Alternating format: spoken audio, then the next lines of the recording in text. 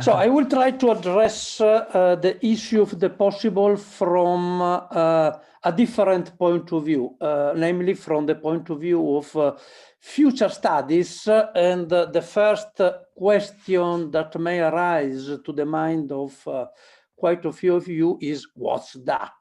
What are future studies? How can we study the future? Or how can we work with the future? So let me give you a couple of basic information. You know the lady in the picture, she is Ursula von der Leyen, she's the president of the European Commission. And when she became president, she took a decision. She decided to establish a vice presidency of the European Commission to strategic foresight, which is one of the names of future studies. Future studies came in different declinations, so to say. So future studies, strategic foresight, future literacy, they are slightly different one another, but the basic contents are much the same. Or consider OECD, that great international institution. The cover you see, the picture in the middle, is the cover of a report published 1 year ago, in which OECD suggests governments to, quoting, use the existing tools of strategic foresight in the planning, the development, and implementation of policies. Or consider UNESCO. A few months ago, in December, UNESCO organized a huge summit dedicated to futures literacy as the literacy for the 21st century.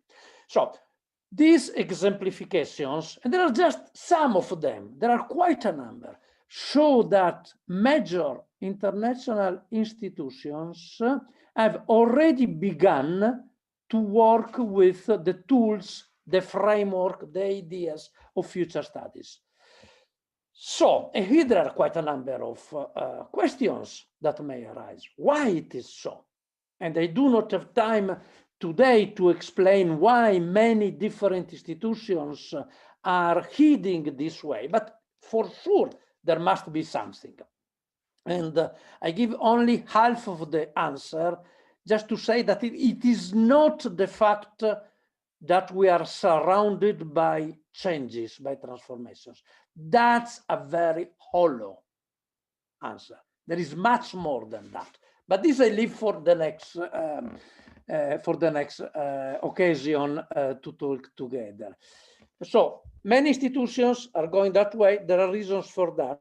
So from that point of view, future studies is not so, strange, unheard of. There is something there. And today I will offer only one basic aspect, just to introduce at least some of the reasons behind future studies.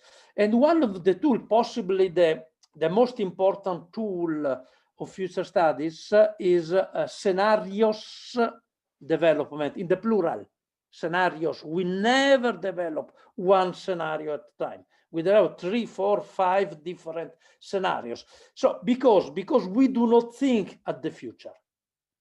The future doesn't exist. We think at the futures, the different ways in which things can unfold, and we call them possible futures. So that's why the issue of possibility is central, is important for future studies. The basic idea is that if we develop scenarios for the most extreme cases, you see the bullets within the figure, we would be able to face also intermediate cases. So being ready for the most extreme outcomes helps in developing tools, ideas, frameworks for dealing with less extreme cases. That's the very basic idea. There is much more than that, but that's so let me try to explain what we mean by possible within what we call the future cone. And the future cone describes in a very intuitive way, so there is nothing technical here, different types of future. Well, that's already a first interesting aspect. There is a classification of futures.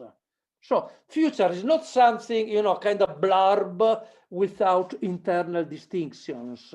There are distinctions in the various futures we can devise. And the difference between possible, plausible, probable, and preferable futures is one of these distinctions, one of these classifications. They are all with the P, so it's easy to confound them. There is a basic difference between the first three and the fourth case. The first three are descriptive. They are analytical tools. The fourth one is normative. Preferable futures include the futures in which we would like to live, those that are close to our heart, so to say, those that are closer to our values, to our ideas, to our expectations.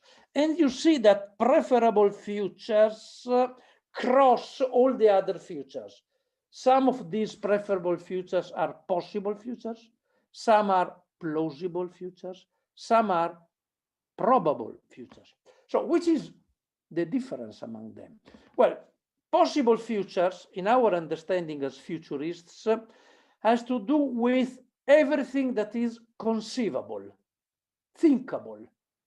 So it's the broadest possible set of futures.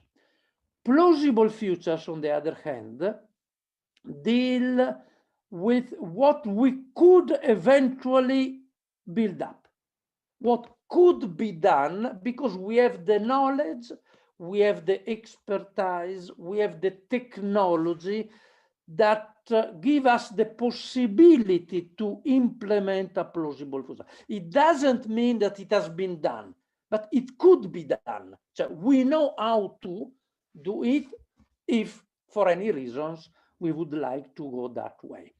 And probable future, which is the smallest part, is the futures that have to do with already ongoing trends.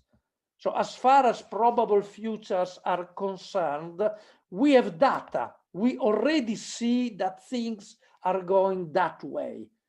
But plausible futures are wider, and the possible futures are still wider than that. And that's important. It means that data provide only a tiny component of the overall section of futures.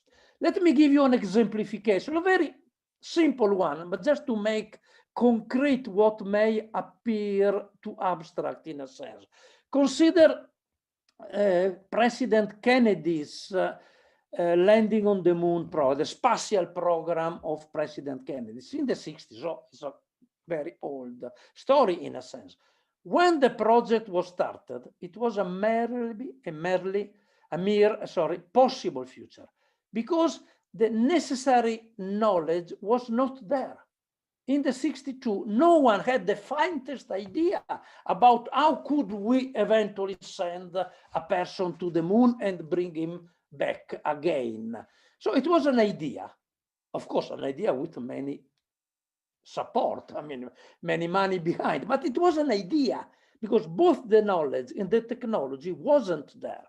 But during the 60s, the knowledge, the needed knowledge was developed, and that future became first plausible, could be done, we know how to do it, then probable, we are building up the tools for doing that, and finally, a real fact, when somebody put his foot on the moon. This simple story, it's a simple exemplification, shows that the classification of futures is a dynamic phenomenon.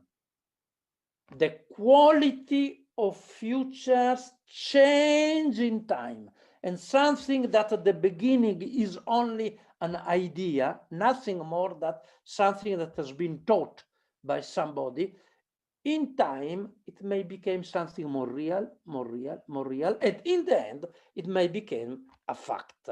And that's also important because futures change continuously. Futures are not something that are there, and the only chance we have is to go there somewhere, as if futures are already been written. Future is something we can contribute to change, to modify, to become different, because the decisions we take are important for framing future possible. So just to fix ideas, possible futures have to do with what is thinkable or conceivable, plausible futures with what can be built according to our knowledge and our technology. Probable futures deal with present trends, and preferable futures deal with our choices, where we would like to be. Okay. Let's try to dig a bit deeper into what I said so far about possible futures and what is thinkable. And there are a couple of obvious questions we should always raise. Thinkable by whom? Is everybody on the table? Are all the ideas being heard? That's important, because here there is a problem of power, for instance, and it is usual to hear the ideas of some groups and not the ideas of other groups. And that's a first issue. The second issue is when that idea was taught, because things change in time. And so we should always be aware of when some idea has been developed. So these are basic questions, but they are important in order to develop a full understanding of possible futures. All what could be taught is important. All what is the outcome of a debate or a discussion on exchange of ideas is important. Even preposterous, unacceptable, weird, unethical ideas. Because what we consider now preposterous, for instance, may become a reality in 10, 20, 30, or 40 years ahead. So things can change. The idea of possible futures within future studies is very wide. It includes also ideas that we are not able to think about, for instance, but they became a subject of discussion in time. From this point of view, possible, it is important to understand that the idea of possible in the expression possible futures has two different meanings. One is possible as conceivable, so the broadest possible area of ideas. And the second acceptation is possible as opposed to impossible. And this is something completely different. It is much more restricted, is a much more restricted acceptation of possible. Because when we use the contraposition between what is possible and what is impossible, there is always a mid-ground. There is only a criterion for distinguishing what we deem possible from what we deem impossible. Could be from a physical point of view, could be from a biological point of view, could be from a psychological point of view, and so on and so forth. So we must add a criterion able to govern the distinction between what is deemed as possible and what is considered impossible. So all these differences are within the broader framework of possible from the point of view of possible futures. Last sentence, why we do all these things? There is a basic reason. We would like to discover new possibilities of action, especially when situations appear stuck or hopeless. Using possible futures opens new avenue, gives new possibility of action for people, community, organization, and so on. And so that's why it's so important. Thank you.